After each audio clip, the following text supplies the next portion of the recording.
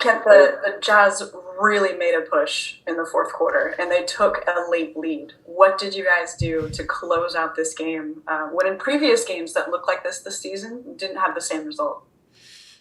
We stayed with it. We did our work early. Coach said at the end of the game, I think us getting into the bonus with 9 minutes to go in the fourth really it really hurt our defense. Our defensive pressure. You got to defend a little bit different when the team's in the bonus. So kind of took our aggression away, and Jordan Clarkson started walking into a couple of trays, and he got hot there at the end. But, we got the best player in basketball to take us home.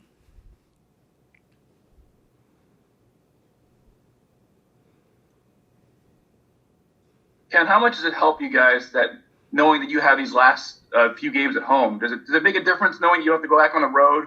You can close out these home games and play as the best of your ability like you guys did tonight?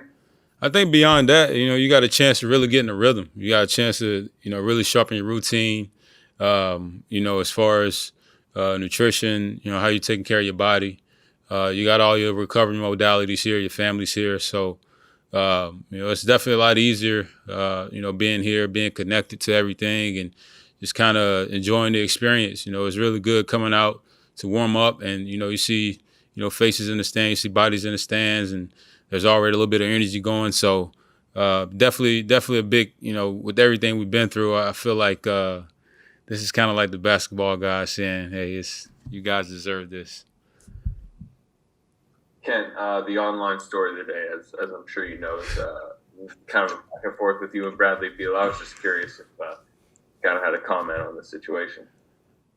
I mean, I guess you can't joke anymore, but man, whatever. I don't know, man. I feel like I'm a pretty lighthearted guy. I don't, I stay at my own lane. I don't, say things that ruffle feathers. But hey, man, it's just if you want to know what my loyalty is, it's the SC30. So, I mean, anybody out there chasing them, it's gonna be tough. But whatever.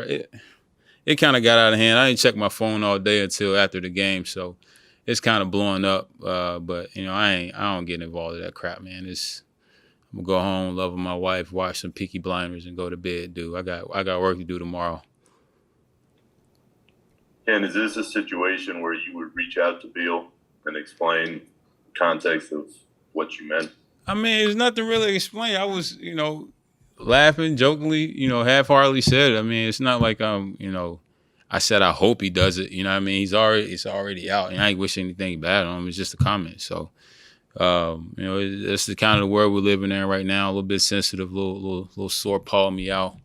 So whatever, man. Roll with the punches. Keep your head down. Keep going. It'll pass, and like probably tomorrow, I wake up and everything will be the same. I ain't got time for all that Twitter trash. Watching guys like Steph Curry bomb half-court shots has become a normal thing now. But when other guys do it like Jordan Poole did tonight, is it surprising when other guys can hit it, or is it just a normal thing in the league? Well, yeah, we've been trying to get JP to shoot that shot all year. And, the time he shoots it, it goes in. Those are shots that really turn the tide. It gave us a little momentum going into the fourth. We didn't really capitalize on it, but those are big time shots. And if you got an opportunity to hoist it up from anywhere, you get your body lined up and you're confident in it. Good things happen. So I mean, you seen Steph take a bunch from three-quarter court a couple years back. It's a shot. I mean, if it goes in, it's 3 points. So any chance I get, I'm gonna let it fly. And I think any player in the NBA should do the same. JB, Steph got beat up a bit tonight, but you and JP had his back. How important is it for guys to step up on nights when Steph is beaten up, when he's not wearing the cape? It's super important. And, it's just, been a long time coming. I've been putting in a ton of work. And with the consistent encouragement from my teammates and coaching staff, just staying with it and actually learning, how guys do things around here, is starting to come together. And then, it's all about peaking at the right time. And, obviously you've been putting in work all season. And, with the way the season started, going through all of that, the DNPs and figuring out where you fit in and actually being out there on the court with those guys 30-plus minutes, a couple nights, you'll start to find your rhythm. I've been around for this my 9th season. I can play. I can go. It's just all about, figuring out where you fit in and, how you can continue to elevate those around you and kind of, play in your own world too. Hi, Ken. Can there be momentum from this game going? Go ahead, Monty. Okay. Thanks, Maria. Can there be momentum from this game going into tomorrow's game against a really good Phoenix team? Yeah, I mean, tomorrow's a new day, obviously, but we got to feel good about this one. They've been pretty much beating everybody, even without Donovan Mitchell and Mike Conley. So it's still the number one team, and I think they're still the number one team in the West. Not sure, but we took care of business tonight against an opponent. We can't change what we do because a couple guys are out. It's a game that has to be played, and we took care of business. Hi, Kent. It's Maria Vidal for Top Deportes in Latin America. You were just mentioning the Suns, so I have this question written for you. How important is it mentally to win today against a team like the Jazz right before facing the Suns? Oh, it's good. It's good for the motivation. It's good for the psyche of our team. Building the overall confidence against the league's best. Anytime you play a team like that, you're gonna wake up and put your best foot forward. And for us to pull it out, says a lot. It's very encouraging. We're looking forward to these challenges, and all these games count. And I think that's a little added motivation for us. You kind of go through the season. And, it's long, it's dreaded. Road trips are crazy. You in and out of slumps, and, you're just trying to find the energy, to play hard and play well. And, this last week, you got, every bit of motivation to come out and put your best foot forward. So it's a fun time. It's preparing us for what's ahead. And with everything that we've been through, I'm going to keep harping on that because I do believe you get, stronger, through your ups and downs. And, we're a very resilient team, and we're looking forward. We're going to be dangerous, in these up and coming weeks. You mentioned, looking ahead at what's to come, and if you guys make it past that play-in tournament, it's going to probably be against either the Suns or the Jazz. Is that something that you guys have thought about when preparing for these two games? No, I think, as a team, I think we leave that up to, the coaches or whoever. But, we like to take it a game at a time. This isn't a league where you can, look ahead at an opponent or harp on anything behind you. It's just all about staying in the moment. Like I say, putting your best foot forward and really, really submerging yourself in, every play out there, being vocal. I think being vocal in basketball is one of the best things you can do because it keeps you connected. And I think we did that, pretty well. And when you got Draymond Green out there as an anchor, he turned us up there in the third. And, like I said, I love him, man. He gets us going. He knows, even if he puts himself at bay, getting a tech here and there, it's for, a good reason. And we capitalized on that tonight. Have the fans changed things for you guys at home? Like, how different is it with them in there? Oh, it's super nice. You make a three, and instead of looking up at empty seats, you make eye contact with a young kid, and he's all happy. It does something to you. It's just a place that I played over on the other side a while back, but this fan base has been one of the most consistent over the years, and they come out, they know what good basketball is, and it's good when you're part of a big win like tonight.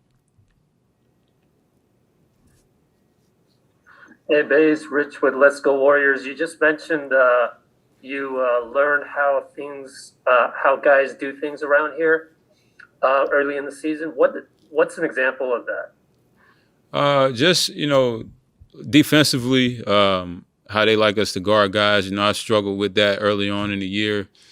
Being raised in the Eastern Conference, it's a lot more physical. You get away with a lot. Those guys on the East, they beat the crap out of each other all year. Super physical. And out here, it's a lot more switching.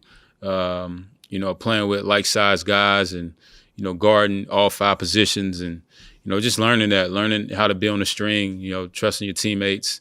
Guys behind you, and it's been quite the adjustment. I've always taken my pride in defense, and as a